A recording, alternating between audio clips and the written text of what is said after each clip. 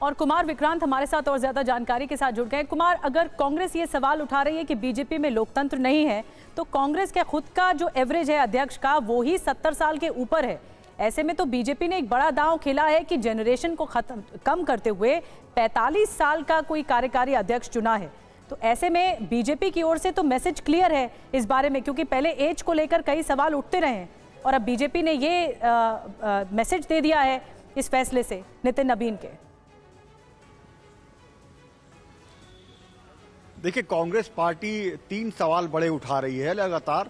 उसका कहना है कि अगर उम्र की बात करें तो 40 बरस की उम्र में राजीव गांधी देश के प्रधानमंत्री बन गए थे, कमान उनके हाथ में थी, जबकि नितिन नबीन के हाथ में कमान नहीं, कमान मोदी और अमित शाह के हाथ में है। दूसरी अहम बात जहां तक उम्र की आती है, उन्होंने कहा कि राहुल गांधी अब से कुछ दिन पहले 2018 में 48 बरस की उम्र में अध्यक्ष थे। उसके बाद शशि थरूर भी चुनाव लड़े, खड़गे भी चुनाव लड़े, तो खड़गे जीते और खड़गे अध्यक्ष हैं। हमारे यहाँ पर कांग्रेस का कहना है कि कुछ ऐसा नहीं होता है कि कोई किसी को हम मार्गदर्शन मंडल में भेज दें, जबकि आडवाणी जी को, सुमित्रा महाजन जी को, ऐसे तमाम बीजेपी के मुरली मनोहर जोशी नेताओं को खुद मोदी जी मार्गदर्शन मंडल में भेज देते हैं। लेकिन जब उनकी खुद की उम्र 75 पार होती है, मोहन भागवत की उम्र 75 पार होती है, वो अपने पद पर बने रहते हैं।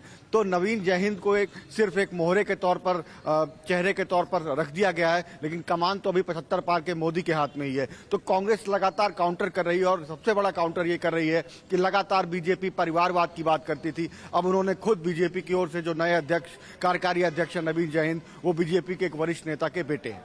जी ठीक है, बड़ी बात है कि अब देखना होगा कि क्योंकि ये रार बढ़ती जाएगी और वार पलटवार भी होगा। लेकिन हमारे साथ खास मेहमान हैं, हर्षवर्धन त्रिपाठी जी भी हैं और अवधेश कुमार जी भी हैं। अवधेश जी, मैं आपसे शुरुआत कर रही हूँ। एक आंकड़ा आया था बिहार चुनाव के बाद कि इतनी बड़ी जीत क्यों हुई, तो नितिन नबीन को लेकर कहा गया कि पटना, गया, मुजफ्फरपुर, भागलपुर जैसे शहरों में उनकी राजनीतिक पकड़ अच्छी है, व्यापारी वर्ग में, मिडिल क्लास में प्रोफेशनल वोट निर्णायक साबित हुए।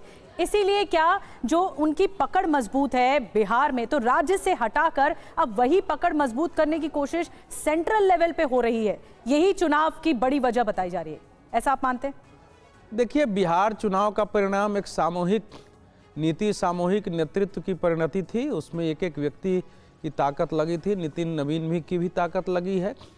लेकिन बिहार चुनाव का कोई नेतृत्वकारी भूमिका नितिन नबीन जी की हो, ये वहाँ नहीं था, ऐसा नहीं था। लेकिन जो केंद्रीय नेतृत्व ने अगर उनका नाम तय किया है और लाया है, जो कि सबके लिए चौंकाने वाला है और सबको आश्चर्य हुआ है। आश्चर्य भी इसलिए हुआ कि हम लोग परंपरागत तरीके से देखते हैं कि पार्टी में सीनियर कौन है, किसका कंट्रीब्यूशन है। अब नरेंद्र मोदी और अमित शाह के जो काम करने के तरीके हैं वो परंपरागत धारा से अलग है।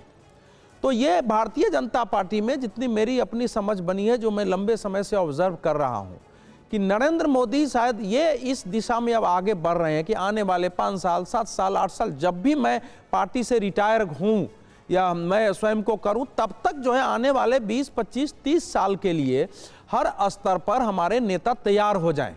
इसी को कुछ लोग जनरेशन चेंज कहते हैं। जी। उसी में आप देख रहे हैं पुष्कर सिंह धामी से लेकर, अब मुख्यमंत्रियों का आपने खुदे नाम सब दिया है, पुष्कर सिंह धामी से लेकर विष्णुदेव साय होंगे,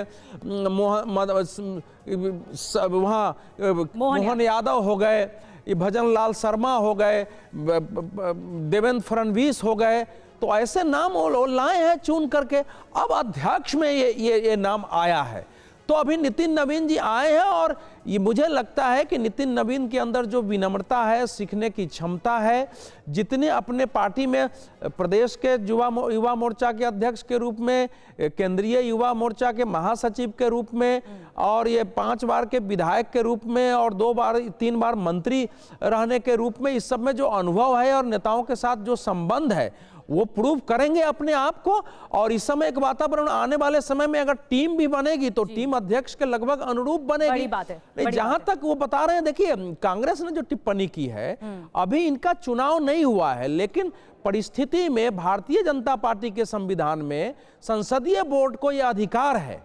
तो यह भी एक लोकतांत्रिक प्रक्रिया है कि संसदीय बोर्ड ने तात्कालिक स्थिति को देखते हुए कि जेपी नड्डा जी का कार्यकाल जो जून 2025 में समाप्त, 24 में समाप्त हो गया, आगे बढ़ाना है, तो उसने एक निर्णय किया है। इनका जो निर्वाचन होगा आगे, अगर इन्हीं का निर्वाचन होगा तो फिर लोकतांत्रिक प्रक्रिया से होगी और केंद्रीय परिषद जो नेशनल काउंसिल होता है वही इसका अनुमोदन करेगा। और देश आगे बढ़ रहा है, तो सेकंड जनरेशन जनरेशन भी तैयार हो रही है और वही जनरेशन अब लीड करने की सिचुएशन में आ रही है। हर्षवर्धन जी, मैं आपके पास आ रही हूँ। ये वो कांग्रेस है जो सवाल उठा रही है, जिन्होंने खुद का अध्यक्ष चुनने में इतना वक्त लगा दिया मल्लिकार्जुन खड़गे के तौर पर, क्योंकि पहले राहुल गांधी नहीं राजी हो रहे थे। अब बीजेपी की ओर से एक कन्वेंशनल मेथड को किनारे किया गया है और जैसे मुख्यमंत्रियों का चेहरा जो सरप्राइजिंग फैक्टर होता है वो सामने आया नितिन नवीन के रूप में। आप ये मानते हैं कि ये स्ट्रैटेजी काम कर रही है?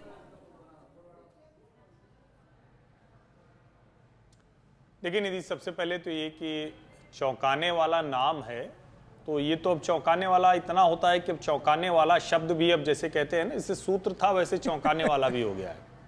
लेकिन जब हम ये कहते हैं कि भाजपा ने कोई अपनी रणनीति बदल दी है, तरीका बदल दिया है, तो इस पर मुझे थोड़ा सा ऐतराज है, या कहें कि असहमति है। जब 2009 में नितिन गडकरी को भारतीय जनता पार्टी का राष्ट्रीय अध्यक्ष बना दिया गया था, तो नितिन गडकरी को राष्ट्रीय स्तर पर कौन जानता था, जरा बताइए? किसी को ध्यान में है कि नितिन गडकरी राष्ट्रीय स्तर पर कोई जाने जाते थे? बिल्कुल। नितिन गडकरी भी वहां पीडब्ल्यूडी मिनिस्टर थे, लोक निर्माण विभाग, पथ निर्माण, अलग अलग राज्यों में अलग अलग बोला जाता है। ये चयन किस तरह से हुआ वो मैं आपको बताता हूं जी। 45 से 55 वर्ष की उम्र के 20 नेताओं का देश भर से चयन किया गया। नरेंद्र मोदी और संघ यानी डॉक्टर मोहन भागवत जी सरसंघ चालक, इनकी सहमति से यह योजना बनी। मैं बार बार लोकसभा चुनाव के समय से एक शब्द कह रहा हूं कि भारतीय जनता पार्टी पीढ़ीगत परिवर्तन के दौर में है। अब ये मुझे भी नहीं पता था कि नितिन नवीन होने, नितिन नवीन को भी नहीं पता था, और जिनसे ये फीडबैक मंगाया गया उनको भी नहीं पता था।